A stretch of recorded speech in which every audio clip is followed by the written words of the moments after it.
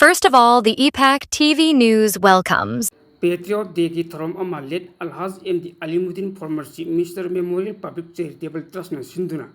लिलोंग दलाइबा हानगी chief minister MD Alimuddin युमदा चिंग लेमना पांगथोखरे थरम अदुदा चीफ गेस्ट ओइन सरुप याखिबा हानगी मिनिस्टर ओकरम जोइना हाय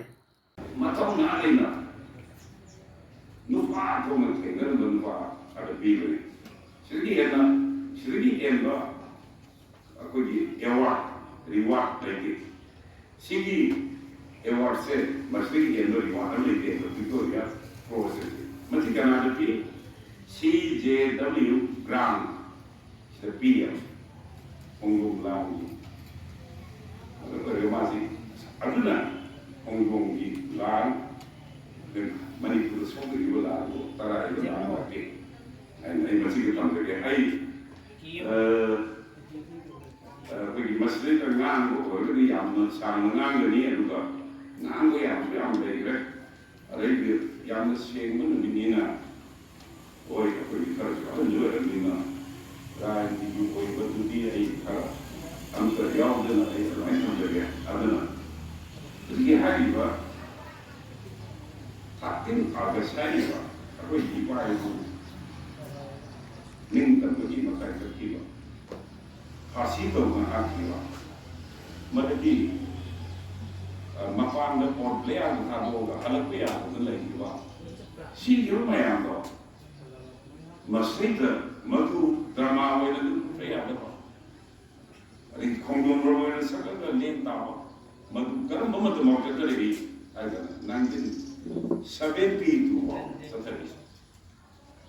1972 लाए अगर नसी अगर नसाई आई मयाम तो हम करे नसी अगर ना थंगाम जेनरल भी की कर लेता अपन इकोक ना यो लई कली होती है थंगाम जेनरल जो की लाम तो कवाई पर फला नहीं मन होते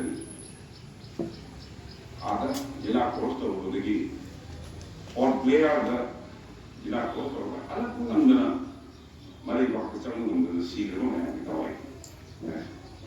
वो पुनः मत नहीं अपन नसी को नो अदुना मधुगुम्बा थोगोगो कलर को 1972 दा या नंबर मणिपुर स्टेट ओइबदा कोई मैम कंगीरे मरदी नसी एबना पुल्ली कोई खर खंग पुल्लगा कोई इवाई पुसिते को नोलिबा लई कसरिबा तवरगे मसीबु तोबन पुई आइदन फा हम सोतोकना आई इवाई पु लंदन से जातिसिबु पोकिरबा अखोई इवाई पुसिंदो कनी लई करबे यागनी कथुन पुरी है जो पोकिबो मदो मधुगी चीफ मिनिस्टर ने हाली है मधुगी एजुकेशन मिनिस्टर ने कल्चर मिनिस्टर ने याय है अनि सिना अदुनानी नसी सिमुबा मबानीना करीबुदा आले तुंदरा करीबुदा याय को कोंदरा मबानी द नतना मतरुदा अबी सिरी जुगेश्वर ऐसी दिजमी देव शर्मा ऐसी माया सलाम तो भी है जी सेमा जाओ भाई भी सिमुबा अब ये वाई पुदा लई कतना कोई कोक नो बसिबो करी याद बनो बस तो हम कोई ना आइना वाले लोग ना नसीबी माले विनियो कोनाइदा मणिपुरी तोवान लंदा अकोगी पाए कुछ भी कोक नोंदना मणिपुरी जाति शायद कुंबा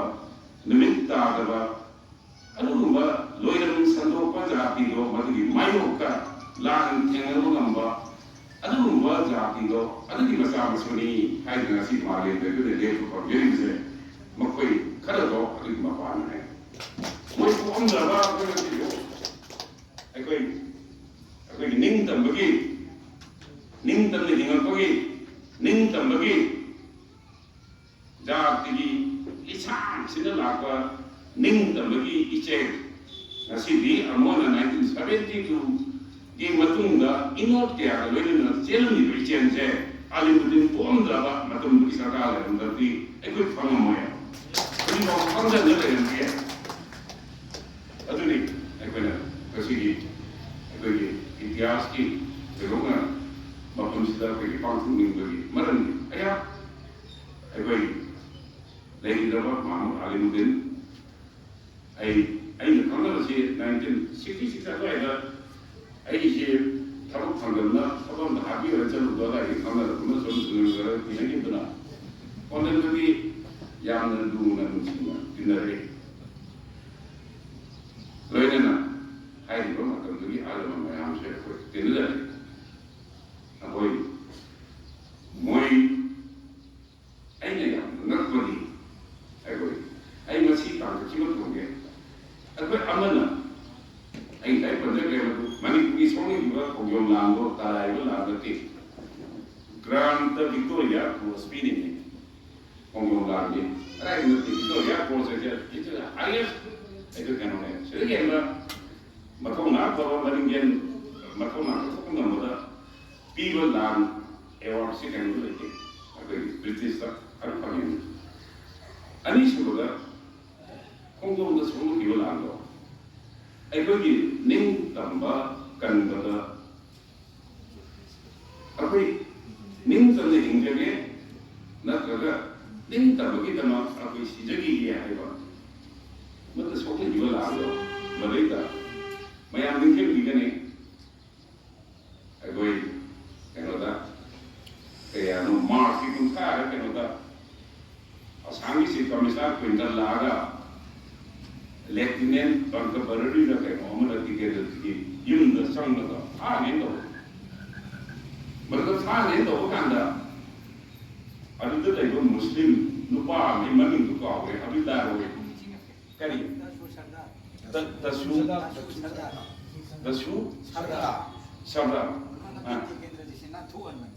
दस्यु सरदार है शिवचंद्र महाराज की फोटोग्राफर ने दस्यु सरदार है अभी टिकेंद्र जी पाई हमें है नहीं माना कहीं टिकेंद्र जी उन रेट तो है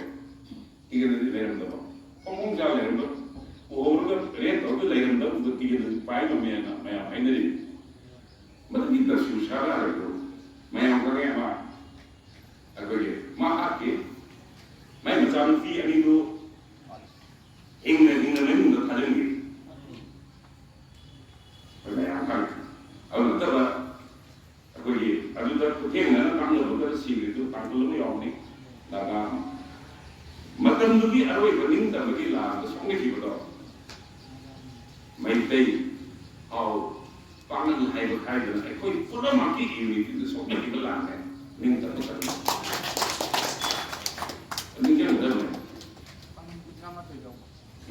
मधुदा मुस्लिम दे पता मांग रहे हैं लोग आराम को करना करीब को आने हैं तरी है मस्जिद था वो वहाँ उबे तो वो कोई कितने मायने दे अपने मस्जिद में पाल बड़ी ऐ कोई